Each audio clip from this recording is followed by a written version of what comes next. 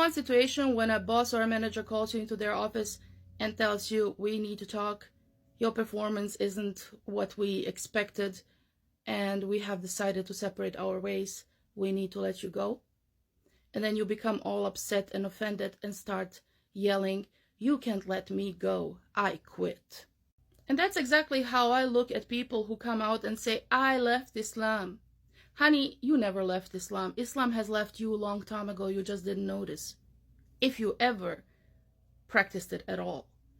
A true believer would rather give up on their own life than to give up on Islam. Even if you are born Muslim, even if you are born into a Muslim family, that doesn't mean that you actually understood Islam. You were just born into it, pushed into it. Everybody for themselves has to find their faith, has to do their own research, has to find it. So you don't inherit faith. You have to find it. So just because you were born a Muslim doesn't mean you actually understood Islam. And you coming out and saying, I left Islam, tells us you never understood it to begin with. And Allah let you go, replaced you with so many better people than you. Just because you are born Muslim doesn't make you anything better than the people who accept Islam. Allah will replace you with people who choose Islam, who find Islam, who researched and found the truth and actually appreciate it, versus someone who was born into it, had the privilege of being a born Muslim, but felt it as a burden and felt like they were held back from the freedom.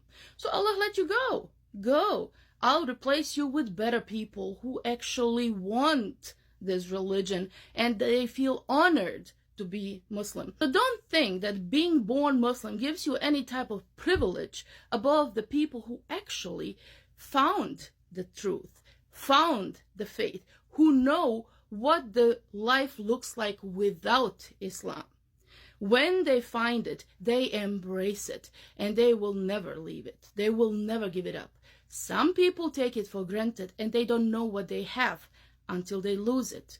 And honey, don't think for a second that any Muslim actually mourns your departure.